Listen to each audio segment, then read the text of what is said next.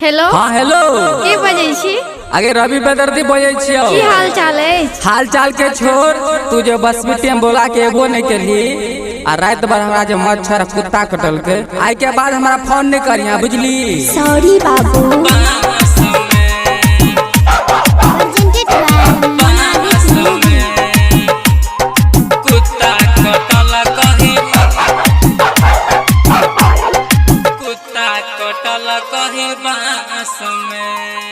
तोहरे चक्कर में गए छौड़ी कुत्ता कटल कहे बास में, कुत्ता कटल कहे बास में। तोहरे चक्कर में गए छौड़ी कुत्ता कटल कहे बास में, कुत्ता कटल कहे बास में।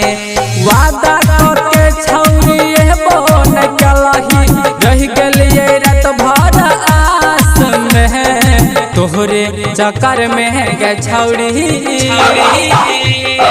कुत्ता कटल कई बास में, मच्छर कटल कई बास में।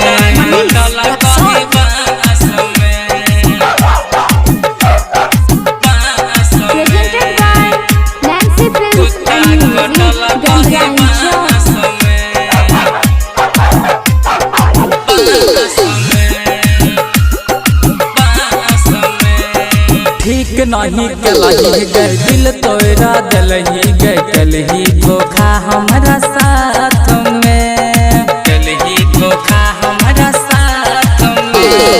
ठीक नहीं कलही गए दिल तोरा दलही गए कलही धोखा हमारा साथ में। केना के फोन करती हो तोरा, फोनो न चले हमरा पास में। तोहरे चक्कर में गए छौड़ी कुत्ता कटल कहे बास में, कुत्ता कटल कहे बास में। कुत्ता कटल कहे कुत्ता कटल कहे बास में, कुत्ता कटल कहे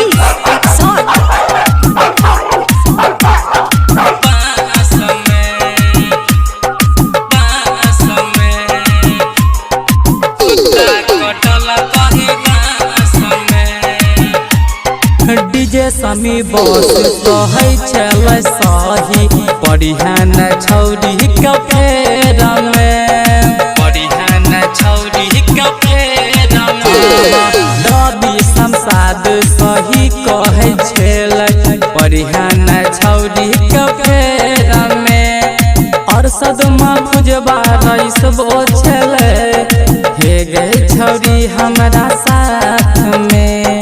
तोहरे चक्कर में गए छौड़ी कुत्ता कटल कहे बास में, मच्छर कटल कहे बास में, बास में।